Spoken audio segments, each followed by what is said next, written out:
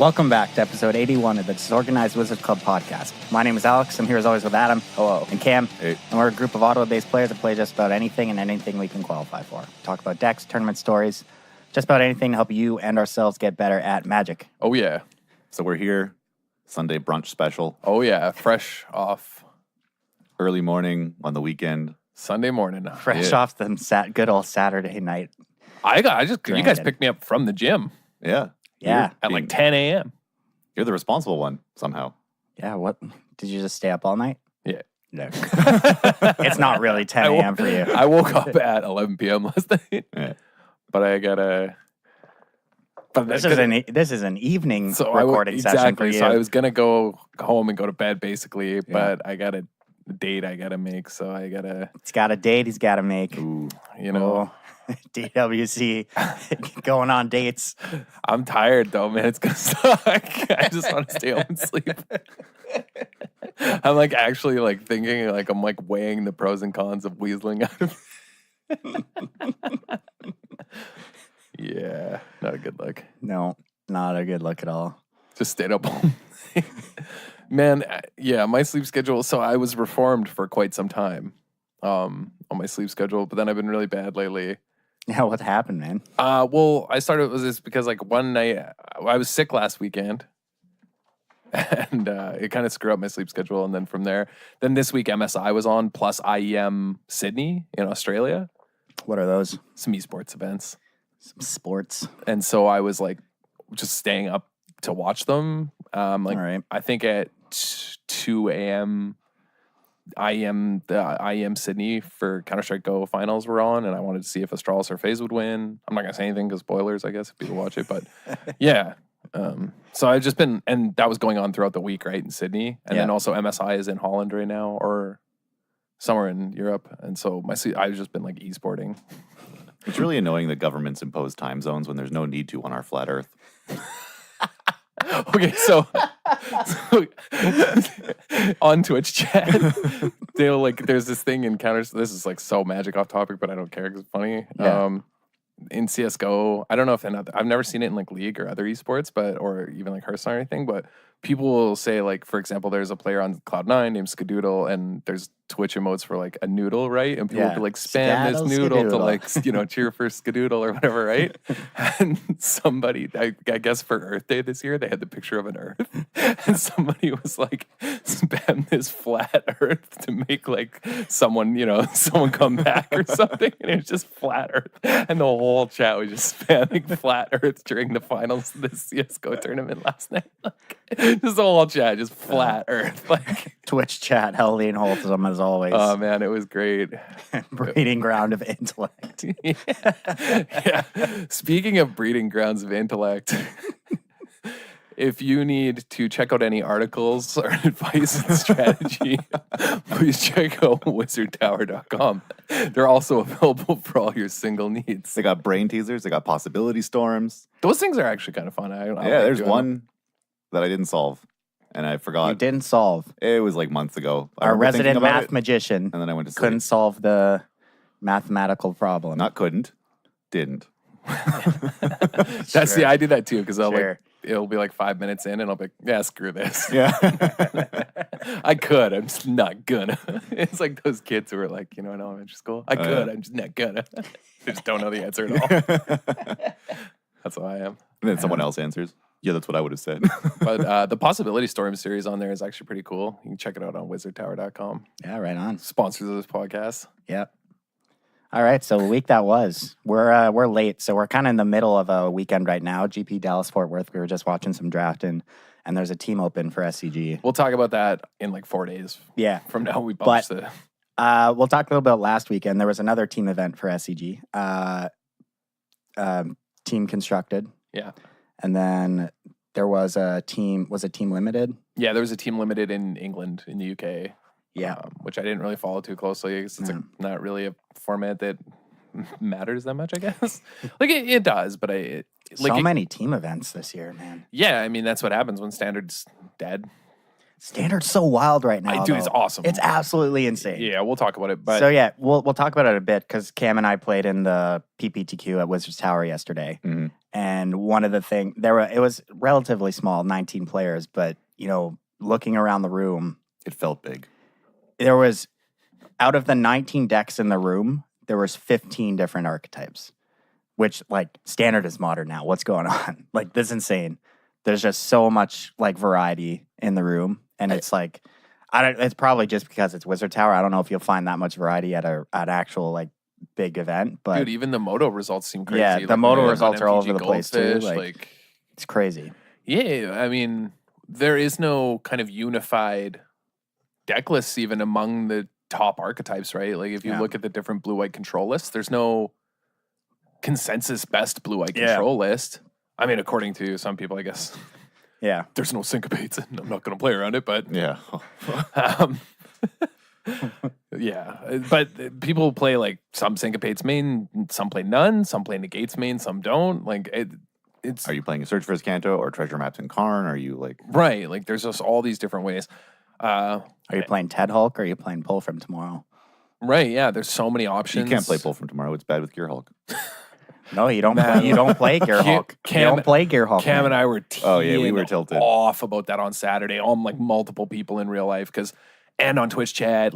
Our friend LP got banned from this guy's Twitch chat in Magic because we were all just flaming so hard. We were politely pointing out errors in his thinking. Yeah, but we were also politely to Curtis's in Twitch chat. Yeah, we were polite in Twitch chat, but to Curtis's face, I was like, "Sounds like fake news." I just jerked Curtis to his face because buddy, he's not going to take it personally because he has no ego behind it. Yeah. But every single person lately has just gone on this whole, you can't play Syncopate or Pull from Tomorrow, whatever, because it's bad with Gear Hulk, and it's just But in the exact same decks, they're talking about how nuts Cast Out and Seal Away are, right? And it's so there was this argument, and this is kind of just about standard theory crafting, I guess. And this is an interesting, really important way I think you need to understand Gear Hulk decks for listeners and why these arguments are dumb, which is somebody would say, well, you want as many things as possible to flashback with Torrential Gear Hulk, right? Mm-hmm. But that's actually not true.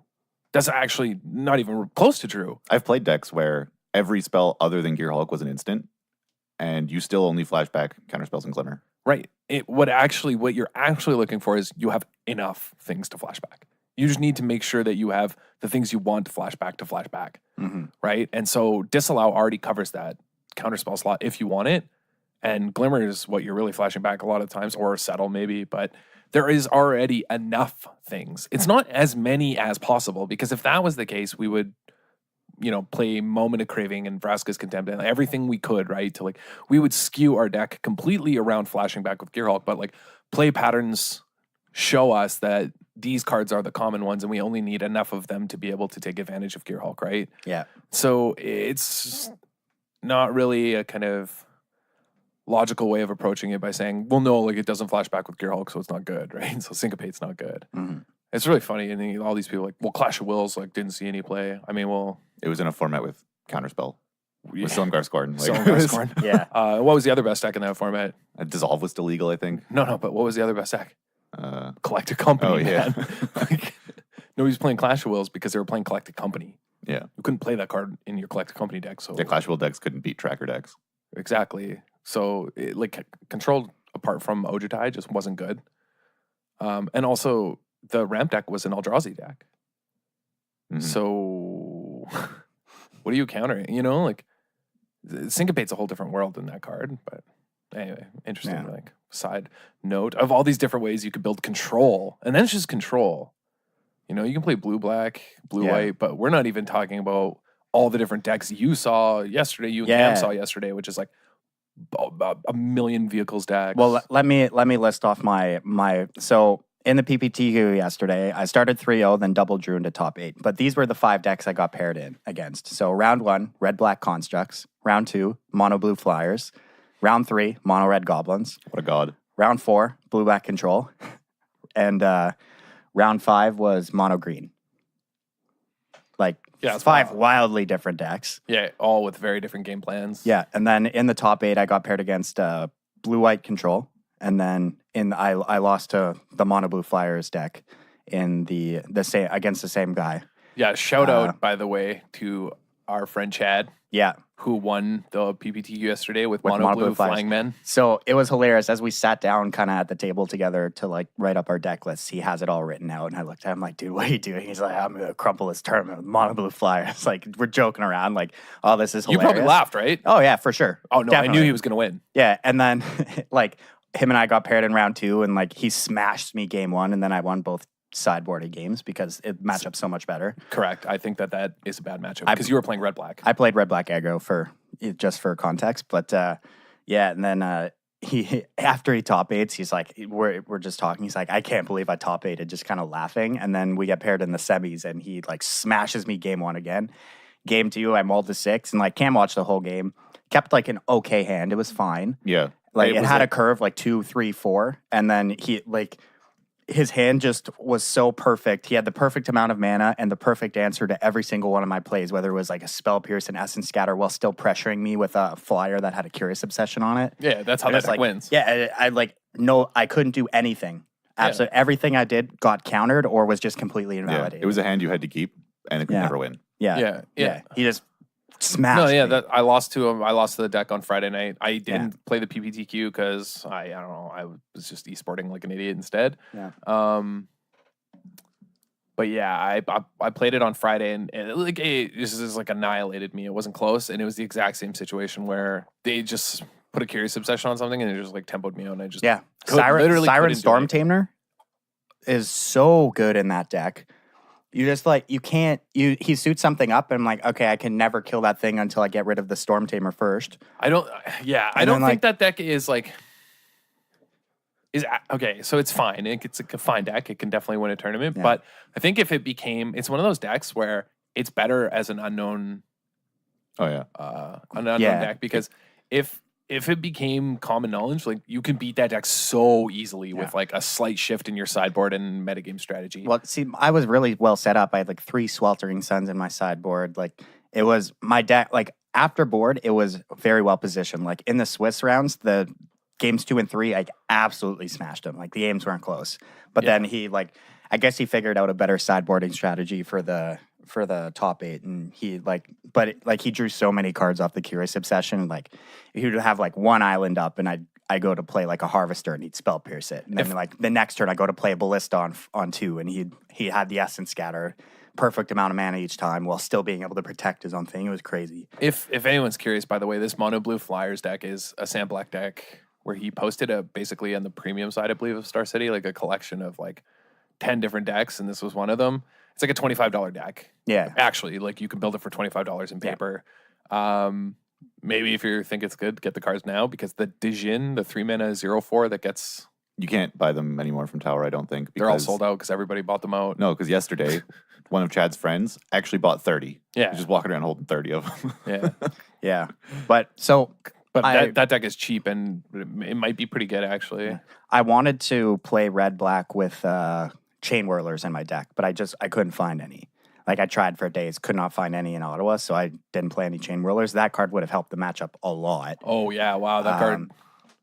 But so I played a version that was very close to Jerry Thompson's list from his article last week. I just changed a couple things, but it was, Chain Whirler definitely would have helped the matchup Was a lot. he playing Chain Whirler? And the one Jerry? you wrote about? No. Okay. No, there was a few lists floating around in the 5.0s that had Chain Whirler. I'm like, this seems like a well-positioned way to be this deck, because I didn't play Heart of Kirin in my deck yesterday, and Heart of Kirin is obviously very well-positioned right now with the amount of like Seal Away decks floating around. Yeah. Oh, yeah. It's very good. Everybody will talk about, because, Green White won the Moto PTQ, and people, we were watching a stream, multiple streamers talk about how white's the best color, which is funny because before It wasn't. Dominaria, it was unplayable. Basically, well, it wasn't actually. It was never actually unplayable. It was eclipsed by Grixis colors. It was just eclipsed, yeah. Yeah, And but now so- it's the best color in Standard. It's ridiculous. Maybe. And I think it is. I don't think it's close. I think it's actually very close because there's only 2 good cards. No, there's not. Yeah. What? Like Seal Away, Settle. Oh, sorry. Seal Away and Teferi are the new 2 new white cards that matter. Like, everything else is medium. I think like eventually it will shape out that they're not as busted as they seem currently. Lyra's been Oh, pretty Lyra's- nasty. oh, yeah, Lyra's History very good. Benalia is very good as well. I think history is okay. I don't think it's like as busted as like it's like $1 million right now. It's like a $50 card. It's definitely not worth its price right now. Yeah, and the it's times a- I've seen it in play, it looks It's okay. Like it's just fine. it's medium. fine. Yeah, Like it's not like it's Gideon. yeah, no. Like Allive's end a card where you're like, oh, I'm dead. Like it's kind of Man, slow. People new- are playing but- in heart decks, and it can't crew heart the next turn. Like it's Speaking Right. about Gideon, 3-mana Gideon is very good right now too. Yeah, so I've heard, but I think it's just For what? did I say? A horn turtle. That's yeah, what I described it as when we were watching games with it. yeah. It's a 1/4. It's a 3-mana 1/4. It's a 3-mana 1/4. It's a horn turtle. What? Because all it does is block Scrap Heap Scroungers and History of Benalia tokens without trading. Because that's what the format is right now. Yeah. Right? Because Walking Ballista is actually the best card in Standard. I don't think you're wrong with that assessment. Right? Card's nuts. Every single deck besides Control is playing them. I'm trying to think of a deck that is. I guess All the red aggro decks are not playing it. Red still around, guys. I think, yeah, I guess. Like Mardu is still playing it. Mardu Okay, plays Mardu, it. sure. Red Black plays it. Red Black plays it. Green Black plays it. Yeah. They all like every deck. Besides like the mono red variants. Yeah. Yeah. But did the gift decks? I don't know. Some do. Yeah, I there think are so. versions that play it. Yeah, they get like Gate to the Afterlife triggers off it. Yeah, and- exactly. Yeah. Like Walking Ballista is the most played creature. Just so versatile. Yeah, You can well, use it so many ways. it's also because of what we talked about at the end of last season, which is like killing X1s It's big in this format. Yeah. is the most important thing in this format, and that really hasn't changed. Mhm. So like the best Walking Ballista decks are like, Yeah, and the red decks don't need it anymore because they're just chain whirling people. right, you just chain whirler people. So that takes up your Ballista spot, right? Yeah. But like, I think White's obviously like Seal Away is just like bonkers, and obviously Heart lines up. Yeah, very well against Seal Away. Heart is like hilarious against Yeah. them because they can't. Mhm. What are they going to do? Yeah. But yeah, so I didn't play Heart because I didn't have Chain Whirlers, and I just wanted enough creatures that would be able to crew it on their own. And Right. with a deck like Red Black, you're playing Boamat, you're playing Inventor's Apprentice, and then your 3-drop is Pia. Yeah. Whereas yeah. you could play Chain Whirlers, or you could play something like On Crop Crasher, but I didn't want to do that. I don't think that card's very good. So I just played the 3 Harvester version, and it was fine. Well, that's like got to be better in the mirror, though, Yeah. right? Like, did you play the aggro mirrors? Yeah, I guess you said a few. Like, I played it, Red Black Constructs, and then Mono Red Goblins. okay, yeah, you won that match. Like, The Constructs I smashed 2-0. Goblins I beat 2-0 as well, but the games, it was against Cam actually in Yeah. round 3. And the games were incredibly close. Like, first game I stabilized at 3 life and killed him. And the second game I stabilized at 1 life and Yeah. killed him. I missed sequenced game 1. I could have won it, but I was a bit premature with a chain whirler. Yeah. But it was, those games were super, super close. They could have gone either way with like just a good draw from yeah. Cam. Well, But, Harvester might be better, well, not better than Heart, but I'm saying playing better in that matchup for sure. 2 to 3 Harvesters like is totally fine right Yeah. now because everyone's just playing aggressive decks. Like everyone's Yeah. just being aggressive, and Yeah. a 3/5's huge. But yeah, then what I also changed from Jerry's deck was I added a Karn to the main deck and a card to the sideboard. Instead of playing 4 Chandras across the 75, I had 2 Chandras in the main and 1 Karn. And Karn was pretty good. Like, against Cam, I only won the game, I think the second game, because I had a Karn, and it was a Karn and not a Chandra. Because I was able to make a construct to block. Whereas if it was a Chandra, I died to his Hazaret. But then they're in the top 8 against blue-white. I resolved a Karn on turn 4, and then I won that game, but I would have won that game so much faster if it was a Chandra. Yeah. So, it's tough to evaluate, but I think Karn's very good. I think he's a lot better in the decks where you're playing hard as well, because he crews like, it. he starts at such high loyalty Yeah.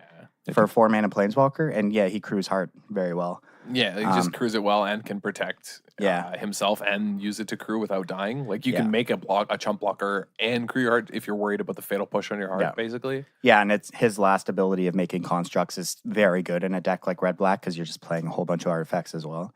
Yeah, Karn's so yeah, nuts. he was impressive for me. I liked him a lot. He's just so expensive.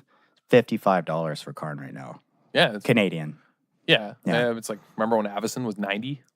Oh, When yeah. Jace was 120? Jeez. It's not that bad, really. Mythic a- rares, man. For a 4-mana colorless planeswalker that you can just put in whatever deck you feel like. Yeah. Yeah, that card's wild. But Standard is wild. I'm gonna make a Yeah. bold prediction on this podcast. what's that? Okay. Last weekend at the team event, which we kind of got sidetracked. Mhm.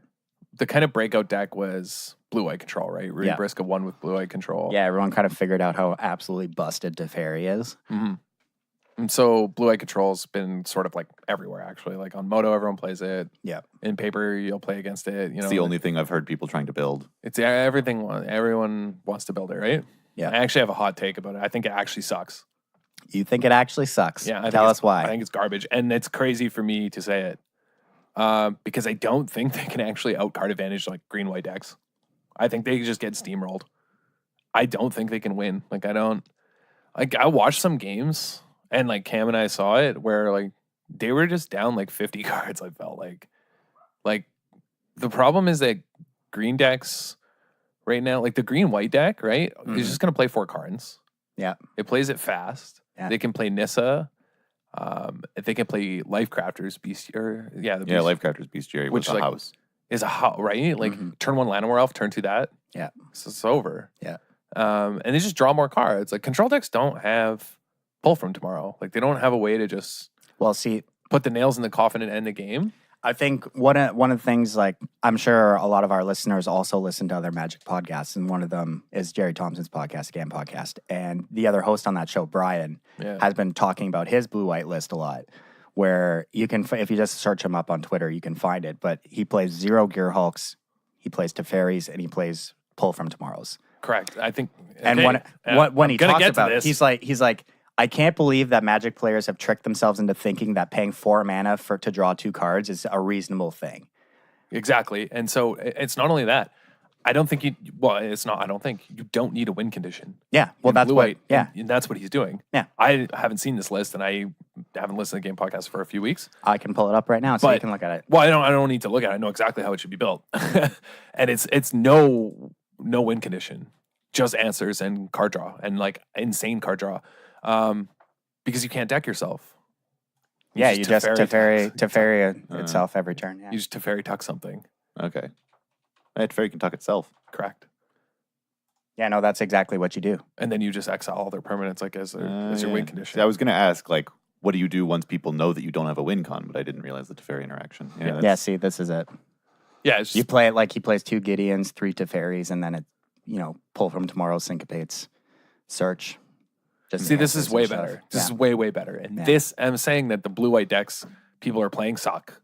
And the reason they suck is because they're playing Torrential Gearhulk and Glimmer. Yeah. Because I was even talking about this on Friday night with one of our buddies who plays, and he always has been playing Control lately, and he was like, I don't understand how the Torrential Gearhulk versions win if people just don't play into their settle and just don't give them a way to win. And they just answer their Teferis and their Gearhulks and are just careful. You know what I mean? Yeah. Like, sure, obviously can control the tempo of the game how they want. But I was playing green-black Dino Ramp that we talked about on the podcast. Yeah. I smashed everyone, by the way. Not close. Except for Mono Blue Flying Men, which I'm never, ever, ever beating that matchup in a million years. No way. way. He stomped me. I also mulled to 4 and 5. I did win, actually. I did win a game because I had Cartouche of Ambition in my sideboard. And right on. when you put that on a Carnage Tyrant, it doesn't really matter what they do. Fair. Yeah, exactly. I just like had the nut of like turn 2 Thunderherd Migration. Next turn, like Wayward Swordtooth land. Next turn, land, Carnage Tyrant, like, you know what I mean? And then just cartouche it and just attack. Jeez. Yeah, with City's Blessing, like on turn 4. Mm-hmm. Like it was obscene. But yeah, that deck was really sweet. That's another crazy archetype you can play. Yeah. It was actually like very good, by the way. But anyway, I played against him playing Control, and the Torrential Gearhulks were just irrelevant and did nothing, and he knew it. And he's like, I can't win. I don't have enough card drawing and answers. Like I played a Vraska and a Argul's Bloodfast, and he was just dead. Like he couldn't keep up. Yeah. His glimmers were like meaningless. It's not enough. He had no. I duressed his Pull from Tomorrow because I knew it was a 1 of in his list because he told me. I took it, and he was never ahead on cards for the rest of the game. Whereas this version is playing 3 Pull from Tomorrow. 3 Pull from Tomorrow. Yeah, that's the way to live. Yeah. So I think this is the version of Blue-White, the closest version of Blue-White we'll see at the Pro Tour. If people play Control, like I think we're going to see a lot of no Gearhulk versions. People just kind of all in on drawing cards. Yeah. Yeah. But I I think this is way better. This is a way safer approach to playing control because like you can still win with Gideon, but also in paper, like a lot of times your opponent's just going to concede. Yeah. The real problem actually right now is like there's no creature land for control to win with. That would be the dream. Like a Celestial Colonnade. Yeah. You can play Hostile Desert since you could pitch lands to pull from tomorrow. That's pretty ugly. Can you really do 20 damage? And you can pitch, well, you mill lands with Search for Azcanta. Can you really do 20 damage? Yeah. Like you got to hit 7 times. Yeah, I don't know. It's tough I don't know how because you're getting 7 this lands deck in is. your bin. You're also That's playing true. Scavenger Grounds in your deck, so you're nuking your own graveyard because you're not yeah, playing. okay. You're not playing Gear Hulks, so like For the I don't know. mirror. This Yeah. deck can't lose the mirror, right?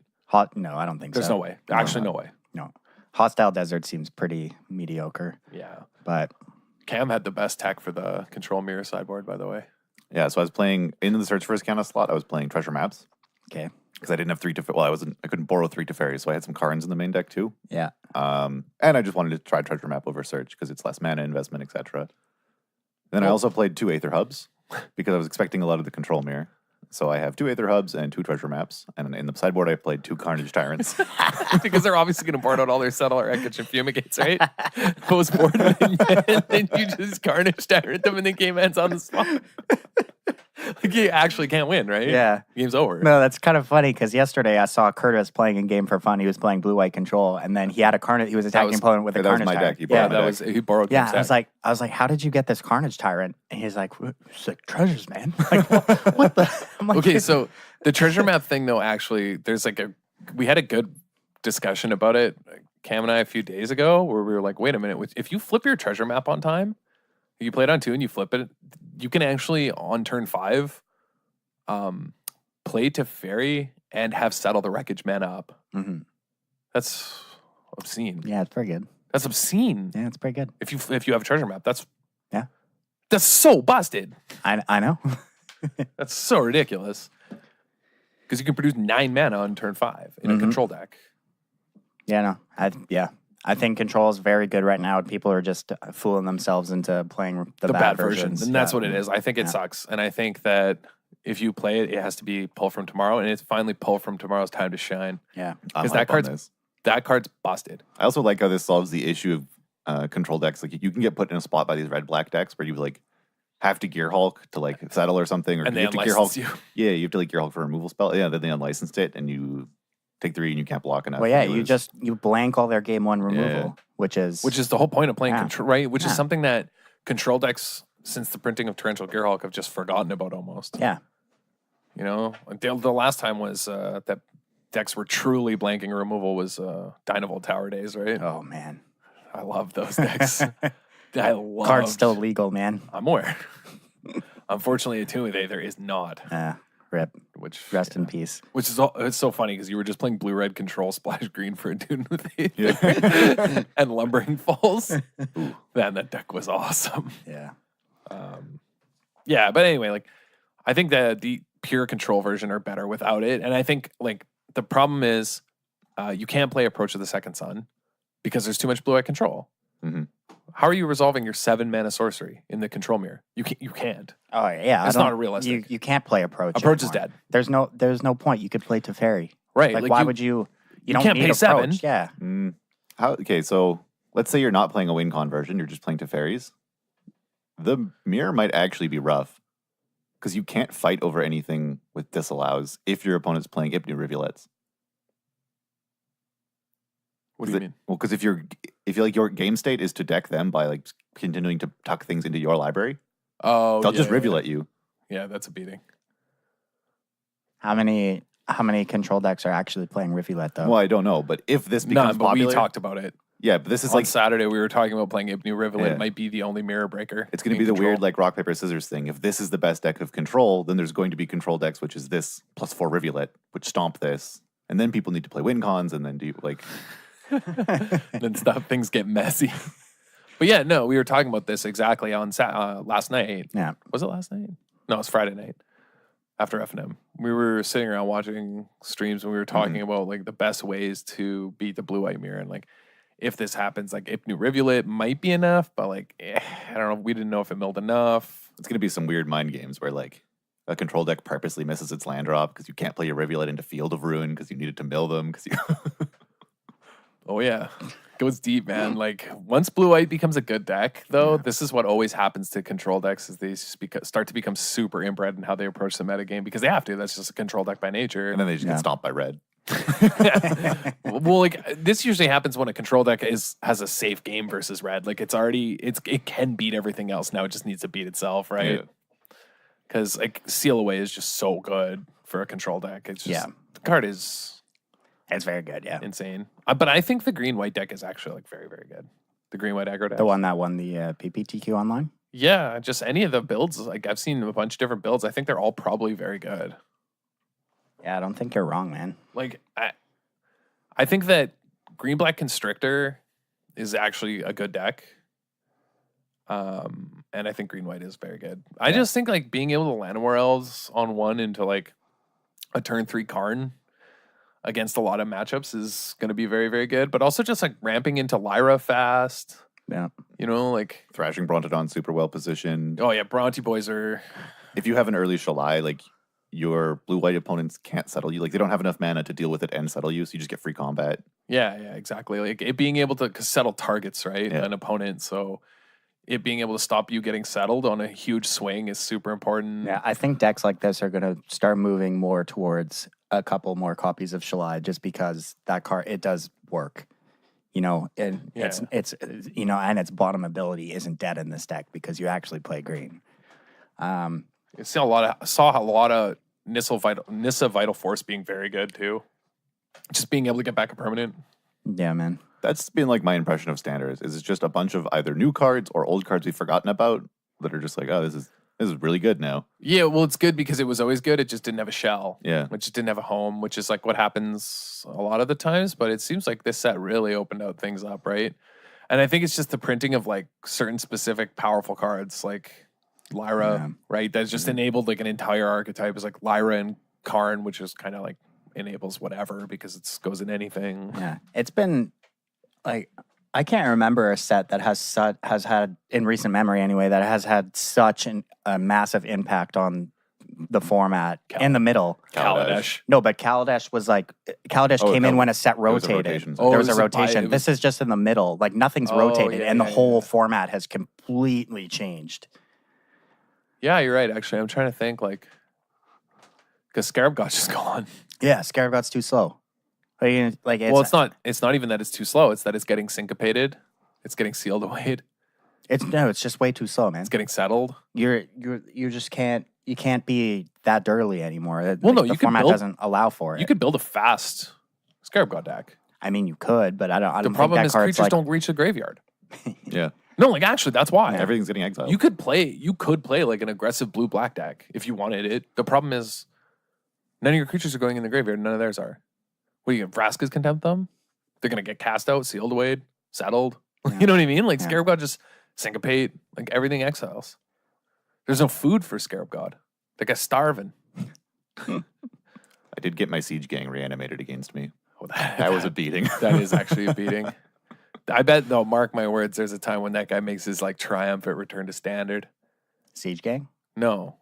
Scarab God? Yeah, I mean, if you think there isn't like a point in the meta where that card comes back for its vengeance, like that card's way too good not to come back and kick everyone around for like one last hurrah, you know?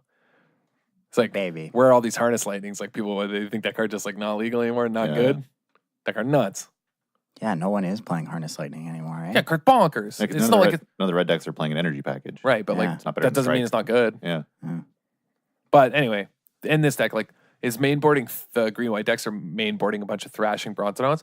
That card was, I had it in my sideboard of my green-black ramp, quote-unquote. I mean, it's just ramping the Carnage Tyrants, right? Yeah. I had it in the sideboard of that deck, and I boarded it in every matchup I played. That's a main deck card now, man. Yeah, I know. Well, I can't main it in the green-black ramp deck. Why not? Because you have just ramp into Carnage Tyrants.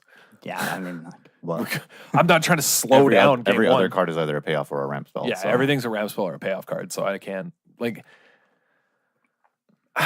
Maybe it's worth it, but I think maybe actually, you know what, you could do it if you just cut Commune with Dinos. That card sucks.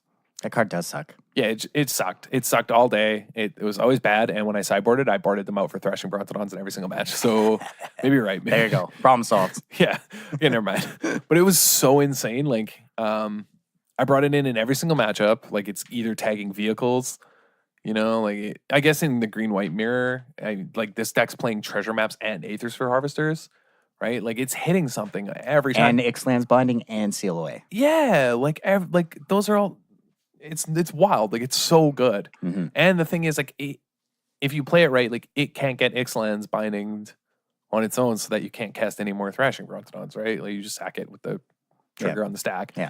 That card is phenomenal. Agree. I beat I would have lost very badly, actually, to a Phyrexian Scriptures on Friday because it was about to pop me. And being the luckiest man in the world, I drew Thrashing Brontodon the turn before it was going to blow up all my creatures. And I got to kill their fight. Yeah, they were not happy because my board was like Tetzamok, Carnage Tyrant. Right on. Yeah, felt good, man.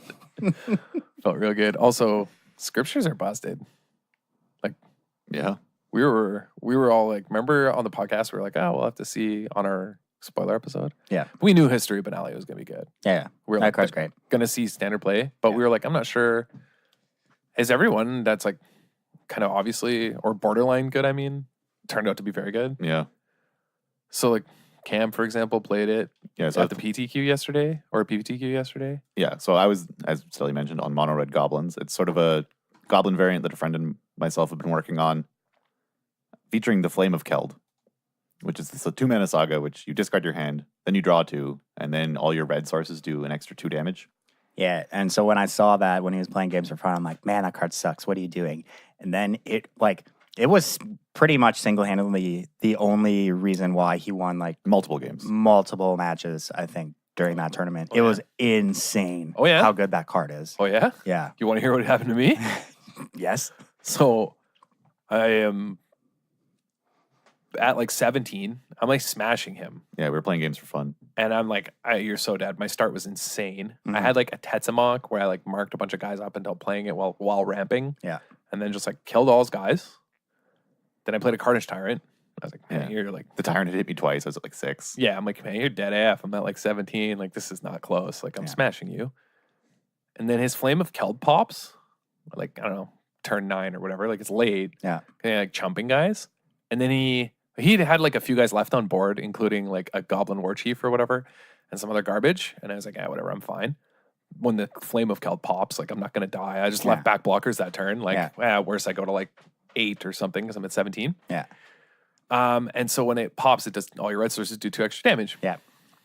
He goes, Chain Whirler. I'm like, Ooh. yeah, okay, I take 3. All my stuff takes 3. Yeah. And he goes, second Chain Whirler. I'm like, right, that kills my Carnage Tyrant and my Tetzamok and my everything. Tetzamok and everything on my board. And I take 6, and then you attack, and I take 30. Yeah, like, Because like the Chain Whirlers are each hitting me for 5 because they Yeah. have haste from the Goblin War Chief. I'm like, it's then the War Chief's hitting for 4. Like, the War Chief's hit for 4, and his dumb Skirk Prospector hit me for 3. Like I literally got like 30'd Man. in one turn. Yeah, From a board of like Skirk Prospector, Goblin War Chief, I got 30'd when my board was Carnage Tyrant. a 6/6 and a 7/6 hexproof and you had a Wayward Swordtooth and a Wayward Swordtooth. Actually, Jeez. my board was and a zombie.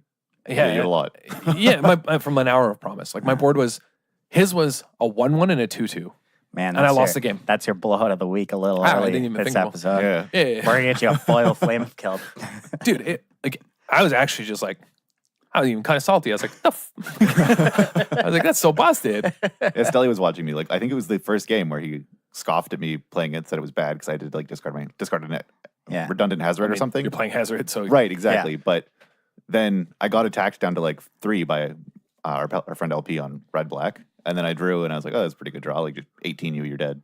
yeah, it's Like, pitch something to Hazard for 4, It was shock you for insane. 4, attack you for 10. And the reason the more we kept talking about this, like Phyrexian Scriptures, same thing. Like my opponent put the counter on a Walking Ballista. I was like, hey, that's pretty good value. And then was just gonna wrath my board. Like I drew Thrashing Brontodon because I'm the luckiest man in the world. But you know what I mean? Like, if I don't draw it, I'm like, wow, that card like you just lose. pumps your guys, and I just die the next So, turn. Flames of Keld might be flying a little under the radar now. I mean, I could not believe how big of a beating a Goblin Chain Whirler once that pops and does the extra 2 damage was. Like it was, and then he played a second one, which is just like lights out, right? Like 6 your board, 6 you, attack you for infinite. Like I just literally died out of nowhere. He could have just done nothing and waited that whole game until that. Like, yeah, it was pretty wild.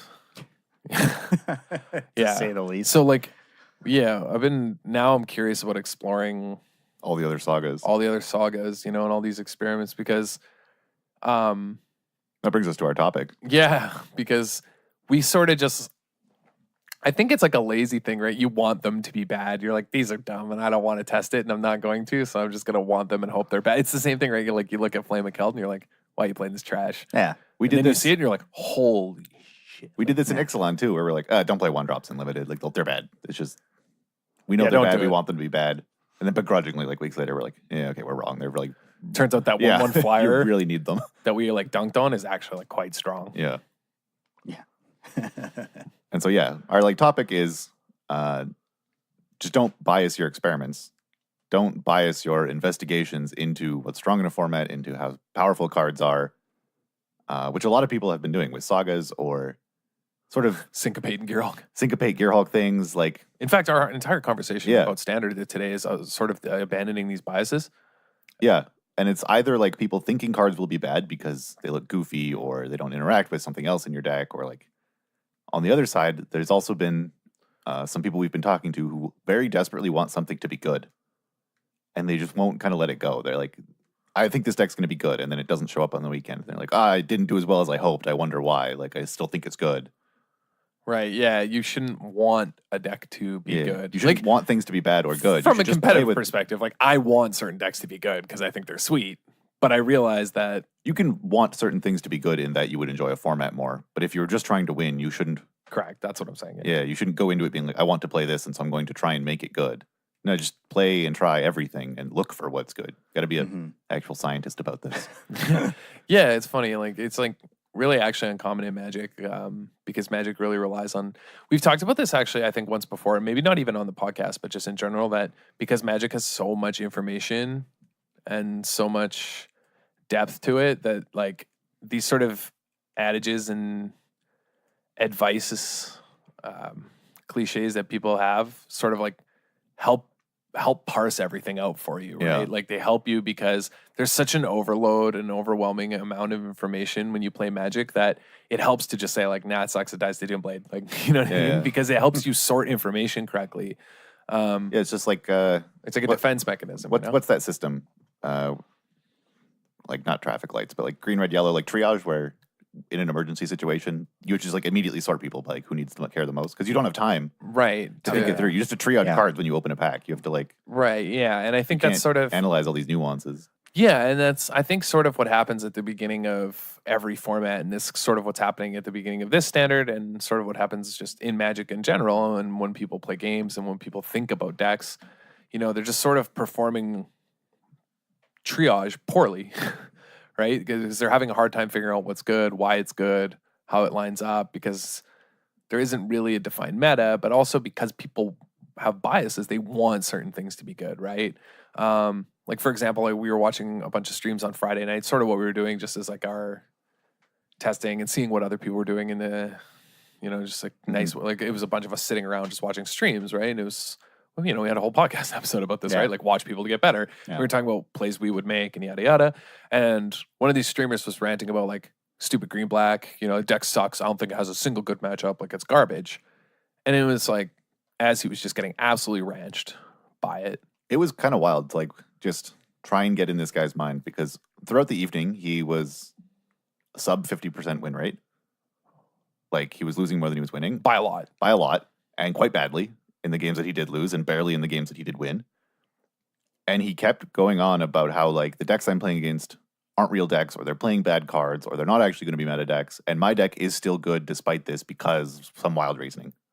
So it's like this one kind of made us think of this topic. Right? It was like I want my deck that I like, which was like white black vehicles, to be good, right? And it's sort of like biased all his opinions about what was happening, right? Biased like, all of his. He was like playing against control, and he didn't play around syncopate because like, syncopate's not good, and like I'm never going to play around it. And then you just like get his scrap heaps counter syncopated and be like, well, they shouldn't be playing that anyway. Like What?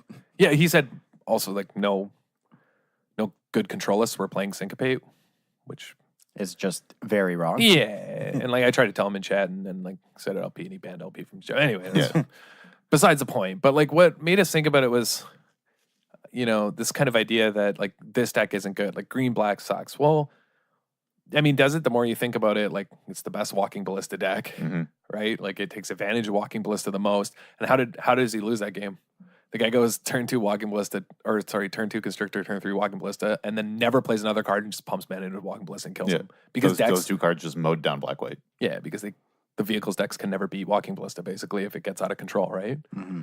So we got to thinking about all the ways in which players sort of want or desire a particular outcome, and it can shape people's testing. And like we were guilty of that too, right? Like, and for Cam and I at home when we talked about it a lot, we were guilty of it most with the scriptures, where we kept being like, these suck. Like they're not good. Like this looks goofy. Like this is way too slow. Yeah. And like the only one we kind of gave the exception to was I actually like on the top 10 I said Flame of Keld was an honorable mention. I thought it might. Yeah, we had history. But history Benalia we had top 10, yeah. very top. But you had Flame for like a different reason. But I had Flame for a different reason. I had it for modern reasons. Yeah, just cutting your hand to dredge. And also just other weird combo decks might take advantage of it in some way. Apparently, according to someone, I haven't seen any like actual lists, but apparently some copies of Flame of Keld are ending up in Burn in Modern. Yeah, like, that's a hard deck to break into. That is a hard deck because it plays like the best cards ever printed, basically. But yeah, so like we were very guilty of this as well, about these sort of biases to help you parse information about what's going on in a new format. So like it's hard, and I don't really know the best solution, but it's basically just drop your desires and ego, I guess, in the sense of how you approach testing, whether something's good or bad. I mean, another one of these like common magic adages is like, don't be results oriented. Like, don't focus on the scoreboard. Like, you can still play right. You can still like make the right decisions and lose. You can make the wrong decisions and win. But at the same time, like, you do have to look at just objectively what's winning and losing. Yeah. Right. Like you can say this is like, if you have that, my deck's good, I just lost, but that doesn't matter. Well, it does when like you lose 80% of your matches. Right. Then your deck probably might suck actually. Like, like you might think it's good, but it actually might suck when you're losing 80. Like the blue-white Flying Man deck. Like everyone on Friday, that's actually a perfect example. At F&M, everybody was like chirping, like, everyone like they're like Chad and like Dave Young, they're playing this dumb deck, like it's not a real deck, it's some goofy $25 deck, like blah blah blah. And one wins, and it stomped most people that played against it. It went 4-0 at F&M, and then it won the PPTQ the next day. Right, like they crushed. Yeah, and everyone's thinking like, oh, they're playing these dumb goofy cards. Like, well, it's not really how Magic works. Like they sell it well too, though, because they are also joking about how dumb and goofy it is. And they know better. Yeah, and they just bamboozle everybody. Yeah, they're just bamboozling everybody. But yeah, so it's important because they're kind of like saying, well, no, I'm going to try this deck out because I think it lines up well. I think there is a reason. And it did. Like I got crushed by Tempest Djinn because Mono Red, the way I had it built, cannot deal with an X4. Yeah. Oh yeah. No, a lot of decks can't beat that card. Yeah. That's why I said Horn Turtle when you were like Gideon's good, right? Yeah, Gideon's not good. A 3-mana 0/4 is like unbeatable. Tempest Djinn, let alone like just 4 toughness is good. A 3-mana 3/4, right? Because like Toolcraft Exemplar, Scrap Heap Scourge, like all History of Benalia, like all the cards can't get through more than 3 toughness. Like Lightning Strike, all these cards like they don't beat. You know what I mean? Like outside of like Cast Out, okay, Seal Away is like an exception, but outside like Cast Out, Vraska's Contempt are like the only things that deal with it. Everything else is like -2/-2, 3 damage, 2 damage. Yeah. 4 toughness is like a big game. Think about the things that kill. That's why Lyra is so busted, right? Yeah. Like what are the things that kill Lyra? Vraska's Contempt, Cast Out, Contempt, Disintegration, Seal Away. Yeah. I was sideboarding Fight with Fire for it because I just have no chance otherwise. A lot of mono red decks are starting to do that. Yeah, they're playing Fight with Fires. Yeah, because otherwise, like, so they can never beat the green white decks. Yeah, it's not like the control decks where like you can as a red deck be like, like maybe I can swing around it because control decks like have to take some time to like slam that thing. Like it's going to take them a while maybe to find it or like play it in time. Yeah, like if that's their only answer, we might be able to kill them with lightning strikes by then. But you're talking about green white, they're playing it on turn 4. You're dead. Yeah. As red. Well, and Fight with Fire is kind of interesting too because think about it. You're playing against blue white. You're playing mono red. They're obviously sideboarding in Lyra, so you bring in Fight with Fire. Are you going to get settled at least once that game? Yeah, you might be able to just kick Yes, it. you like maybe you Right. can just like 10 them out of nowhere. Like, Right, yeah. It's not a completely unreasonable. Right, yeah, and like that's an important sort of, like you look at, Fight with Fire and you think, yeah, this card's like a draft all-star. I'm not playing this card in standard. But actually, because of the prominence of Lyra and Settle the Wreckage, there is actually a good shot. Like even if your control deck wasn't boarding in Lyra, like you're not 100% sure, Yeah. you bring that card in because of Settle. Yeah. Right? Because if you make a bad attack into Settle that you kind of are forced to make and they settle you for 5, well, then you have like a 10 damage burn spell you're drawing to. Yeah. Yeah, So- it's not, even if they don't bring in Lyra, the card isn't dead. Yeah, exactly. Just because of how they're going to be countering your attacking creatures. Right, which is the dream sideboard card. Yeah. That like you can have it and it's not, totally dead. Yeah. Yeah. So, yeah. Format's interesting. This format's wild. Like, and I think you can apply the same logic to the limited format too, in that like everything you sort of have to check at the door. Oh yeah, I was explaining a pick I messed up, and it actually probably. I mean, it's hard to say one decision cost me this draft, but I was in Towers Player of the Month draft, and I lost in the first round because I ended up not being able to play a bunch of rares I drafted. Because way earlier in the draft, I chose a 3/2 flyer for 4. I forget its card. Its name, Aven Sentry or something. Just a white 3/2 flyer for 4. Yeah, that card's good. Over a Quende, because that pick makes sense in every other format. Wait, what's Quende's the 3 mana or the 4 mana 2/2 double strike. okay? Right. Normally you take the 3/2 flyer. There's a lot of Yeah. 2/3s in this format. There's a lot of whatever. Like Yeah, the like 2/2 double strike. Like, you need a lot of synergy for it, and it was kind of early. So I'm like, oh, If you're not playing pump spells or like ways to make a 2/2 double strike better, like a 2/2 double strike is just losing to a 3/3 most of the times, or a 2/3 for 3. Like, you know what I mean? Yeah, and sure. it's 4 mana. So Yeah. like, Yeah, and format for Right. 4 mana. If it was a 3 mana 2/2 double strike, then we're talking. so I took the flyer over it, which, as I was saying, is correct in most other formats. And then later ended up opening and taking 2 legendary sorceries, Jaya's Immolating Inferno, and not being able to get enough legendary creatures in the last pack, and I couldn't play them. Mm-hmm. Because this format completely warps like your expectations about what cards matter and why. Yeah. Yeah, And I so drastically undervalued just that this card has legendary on it. yeah, so there's like these certain things that you want to happen because again, like it's not even like our topic sort of like, don't bias your experiments, but it's also a lot about in the current standard and draft formats, it's almost like you have to abandon the way that these old adages guide your behavior in Magic, right? Because normally, like, you rely on those things. You're like, nah, card sucks, dies Doomblade, right? Like the classic dumb cliches that every Magic player plays. Like, no, that's just like a 6 mana, sorcery. You can't play that. It's too expensive. Like, Yeah. those things don't really work in this standard format right now. Like, things are really weird, and I think you need to like the scriptures make things weird. Mhm. The sagas. Or sagas. I always call them scriptures. I don't know Yeah. why. But sagas. Sagas make things weird. Karn makes things weird. Llanowar Elves being back makes things weird. Mhm. Like it's a really interesting format. And so I think that how to approach it is not going to be known for a long time. And I'm not even sure the Pro Tour like solidifies. I think the Pro Tour will just narrow down the format. Yeah. Where like it's very wide open right now. There's a whole bunch of different decks where I think once the Pro Tour happens, it's gonna kind of just narrow. You think that people will play Mono Blue Flying Man until then? I think, But I don't even think people will ever play that deck. You know I what don't mean? think people will ever play that deck. Well, that's- I've but seen the thing is, I've like, seen lots of people actually write about how you should not sleep up that deck. Yeah, and then it just won a PPTQ, like, and I that's mean- something a lot of players want to do Yeah, desperately. And I think easily. And not only did it win, it like crushed. Mhm. Yeah. I think this format is going to end up being, because there's like all these niche, powerful cards that can really only be played in one deck. Tempest Djinn, you can't play that anywhere else.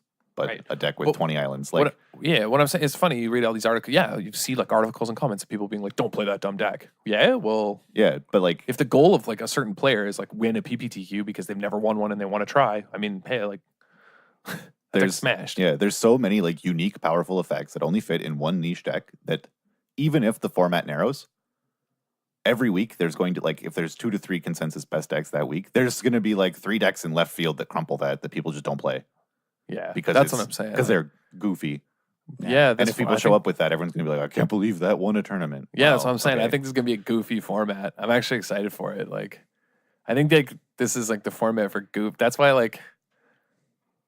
Chad won. Yeah. Just chirping him on the podcast. Just calling him a goof. I like that guy's great. But yeah. Like, no, it's just it's going to be a format that I think you can play weird strategies like that, right? Like, Yeah, right. Like, what if if green white becomes very popular and kind of say, I mean, this probably won't happen, but say green white becomes popular and there's a couple weeks where it keeps blue white out of the format. I would not be surprised if someone shows up with a mono black deck and just kicks green white's teeth in with Dreadshade. yeah, Dreadshade's obnoxious, actually. They can't ever interact with it in combat. Like, Cards are actually obnoxious. Yeah. All the 3-mana cards are obnoxious. Like the ones that we even said on our spoilers, we're like, all these cards actually might be. or maybe they beat green white, which is mono white. Like, maybe they just Benelish Marshall people and like I mean- Radiant Destiny, and all their creatures are too bigger than their opponents, and they just smash. I'd like to point out, by the way, green white to beat the mirror should really just be playing one thing. Yawgmoth's Vile Offering. Ooh, Just splash black. Think about it. They play a million legendaries and planeswalkers on both sides. mm-hmm. You just take theirs. There's next level, man. You're galaxy braining us all, man. Yeah, come Dude, on. how busted is that? No, actually, Yeah. you have a Shauna that like they're not going to bother killing a lot of the times. It just sits there. It happens all the time in the matchup. You know, that people don't really deal with that card in a safe way because it's difficult to deal with. And it turns out that deck just plays a million legendaries, plays Karn, plays... Oh, you Pyro. take their Karn. Oh. Yeah. Kill their Karn, reanimate it. Does it works Other like way that? around. You reanimate first. Do you? Yes. Yeah, but I mean... Otherwise, that'd be nuts. What? Otherwise, it would just be a 5-mana take your thing. Oh wow. Yeah. That sucks. But you can get back like something they killed. You just attack it The first. problem is everything has been sealed away and cast. That's the issue. So you actually can't because Unless everything's you- been sealed away. I mean, green white mirrors, you're definitely trading a bunch of stuff off in combat. Yeah, exactly. So, yeah. I'm saying that card nuts in the mirror because it's single black. Yeah. You can make it happen with like concealed courtyards and Blooming Marsh. Yeah, and like woodland cemetery, whatever. Like three color mana in this format is totally fine across all wedges and shards. Mhm. You can make it work. Yep. 100%. Mm-hmm. In fact, my green black mana was awful. I wish I was playing a 3-color deck yesterday because I found the 3-color decks to be better. And I'm too lazy to do the math. I'll make Cam do it later Okay. and we'll report back. But I think that 3-color mana bases might be better. Like they might be more consistent. That's the sign of like it's going to be a goofy format when like monocolor decks are powerful, 3-color decks have no mana issues, like So that was just all over the place. that has been the case in standard and Yeah. a few times where the 3 or 4 color decks had better mana than the 2-color decks. They were more likely to cast double spells from each color Mhm. on whatever X turn. And I think that actually might be the case right now. I'm not sure. I got to check, but and by that I mean Cam's going to check. But I think it might be the case that 3-color mana bases are actually better than just green black or red white right now. Because my mana was pretty tough actually playing green black on Friday. Like I often wouldn't have double green and double black when I needed them. So, and that's in a deck playing Thunderherd Migration, you know? No. But in the 3-color decks I played, never had an issue. So I'm just saying, maybe we can Yawgmoth's Vile Offering people in the green white mirror. Hey, maybe. If you were to play a standard tournament again next weekend, Yeah. what would you play? I mean, no card availability issues. Yeah, of course not. That's not a real issue. I know it's early in the format, and that's why everyone's Yeah, like, it's like 2 it's weeks in, tough. and everyone's looking for like 4 ofs of mythics. But I'm saying, like, you know, over the next while, that's not, you know, card available issue. I might just keep playing red black. It was very good for me yesterday. I really like that deck. Still playing Hazoret? Yeah. Yeah, that You're card playing busted. 2, right? I was playing the 2-2 split between Hazoret and Phoenix. How is Phoenix still? Phoenix is great. Card's amazing. Even with Seal Away, hey? Yeah, card's great. They seal away your early creatures. Yeah, I guess they have to or they die. Yeah. Yeah, okay. He had it against me a couple times and it just stonewalls Hazoret. Yeah. Yeah, it's great. There's just no purpose. No Like purpose. it- I forgot about that card. The right split might actually be 3 Phoenix, 1 Hazoret. Wow. Yeah. That good, hey? Yeah. Forgot about that card because it just sort of dropped off. Mm-hmm. Because everyone's Yeah, just that's hype on very new good. cards. Mm-hmm. What would Yeah. you play? I mean, this new blue-white version with no win cons, that just seems sweet. Yeah, that deck's amazing. I'd probably also try out some like, because you were just talking about the mana, I'd try out like, is Jeskai control better? Is Esper control better? Maybe we just play Esper no win cons, but also some contempts. I don't know. So a friend of ours has been playing Jeskai forever, and everyone always says like, "Oh, the mana sucks," and he's like, "No, I mean, I've been playing it for like months. It's fine." Yeah. So because he wants to play braids, Yeah, because braids are great. he hilariously just likes playing Magic. Shocker. And he likes playing Magic so much that he plays that Jeskai control deck in modern events because he just wants to come play some Magic. And he doesn't have a modern deck, so like just play a standard deck. Yeah. Did he go 3-1? He goes 2-2 usually.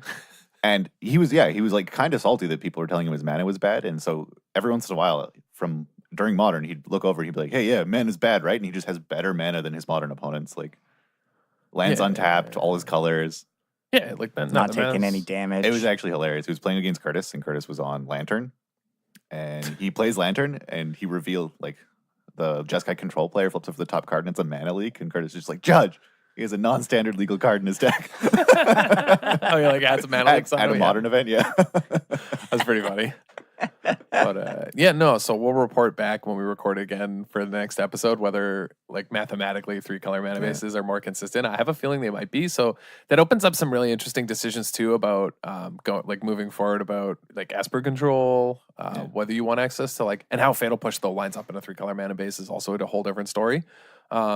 But even decks like green-black, right? Like the Constrictor decks, which we think are actually secretly good, despite everybody saying they suck. I think they're actually probably quite strong, and I think all of us agree. And didn't you say Maynard? Like, yeah, Pascal Maynard was just 5-0ing nonstop with it. Yeah, he's been streaming a lot with it and getting a lot of 5-0s. Right, yeah, but you know, apparently the deck sucks according to a bunch of people. But yeah, I don't know. He's just a platinum pro. What does he know though? Yeah, exactly. I don't know. But also, like, you know, I wonder if that deck goes to a 3rd color, right? Because it was with Adonis Climb. Yeah. Like, you know, and how the mana works out. But it's been playing Llanowar Elves, so it's like a contentious issue with Llanowar Elves. I mean, if you're going 3-color with a deck like that, you probably want to stay in the Sultai colors just because your fast lands are all great. Yeah, exactly. And like if you're playing Llanowar Elves, you have to. Yeah. But like it might even be fine as a 3-color, and that opens up certain options like Adonis Climb, right? Like turn 1 Elf, turn 2 Adonis Climb. Yeah, it's okay. I think that's fine. It seems okay. It's probably like because one of the issues with green-black, just strict green-black, is that it relies on having like a really busted 2-drop. Well, this kind of like Llanowar and Adonis Climb is basically a busted 2-drop, right? So anyway, I don't know what I'd play in standard. Like I have no idea. I wouldn't play the green-black deck I played. I also didn't really finish answering, but I think I haven't played. I said I'm interested in those Esper things, but I would probably still just keep playing red. Oh, I thought you said you were just gonna play the blue-white, no win con. No, I started talking about mana and we got set. But I am going to keep playing red because I haven't played red decks for like 2 or 3 seasons. And there was a bunch of games where like I realized looking back, like I sequenced this wrong. If I had more experience with red, I could have got those last 2 points. Right. Yeah, you learn a lot playing aggro decks. Yeah. And I just haven't played them in so long, and this one's fun. So I'm going to keep playing some goblins for a while. Just how long do we think it is until people realize how bad Wrath is and stop playing it entirely? The flash deck? Yeah. I think that card's terrible. That deck's not good. Yeah. It looks like people, it's something that, again, it's people just want this to be good, and they're not looking at it accurately. I don't think it's funny. These decks started with 4 Wrath, and now the 8-0 list from. I mean, we're talking about how the deck sucks at 8-0 the PDQ, but it's only playing 2 Wrath. Like, all right, so how long before these flash decks just become 0 Wrath and blue-white control? Right, like they just eventually become blue-white control decks. Yeah, I don't know. I think Wrath's bad.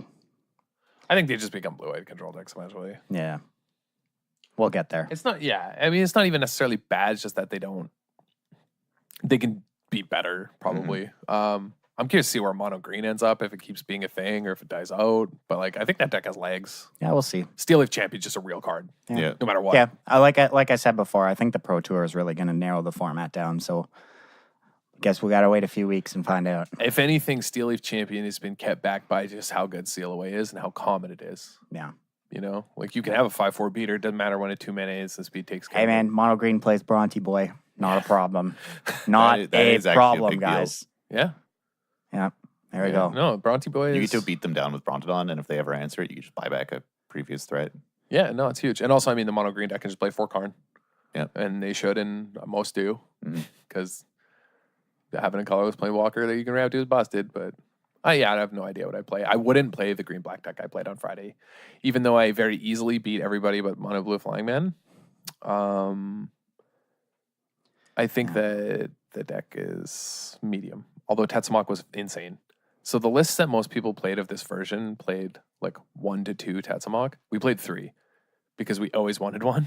Yeah, I was testing it like a couple weeks ago, and it was insane. And the reason we were just testing always wanted a third because the Team Unified Standard RPTQ that we have coming up. So Yeah. we thought that a green black deck was a safe bet because it's only 2 colors. Like Sure, yeah. no one's playing Carnage Tyrant, Tetzamok, and Wayward Swordtooth, you know? So we were kind of had been playing around with this deck, but like dude, it was actually like kind of surprising how good Wayward Swordtooth was. I thought it would suck, but being able to play an additional land every turn, Seems okay, man. yeah, but a lot of it was because you play an extra land and you have so playing a more Tetzamok was the reason it was good, because playing an additional land doesn't do anything in standard. You have just one land floating for nothing, Yeah. right? But with Tetzamok, you're like, all right, mark that, Yeah. you know, and you always have the threat of it. It makes people play weird, but also it's just very powerful. Like, can watch some games where I just wrath people, and just like it was a limited game, you know, and they're just dead. They just can't do anything. But I wouldn't play that deck. I have no idea what I'd play. I'd probably just play Arby's. Arby's is pretty great. Red Black's good. Yep. And on that note, let's wrap this thing up. Thank you all for joining the club this week. Make sure, as always, you check out wizardtower.com for all your Magic Signal needs. If you want to get in touch with us, you can find us on Facebook, the Disorganized Wizard Club Podcast, also on Twitter at DWC Podcast 1. Shoot us a message. We always like hearing from people. If you want us to clarify something we talked about the show, if you want a deck list we talked about, anything's good.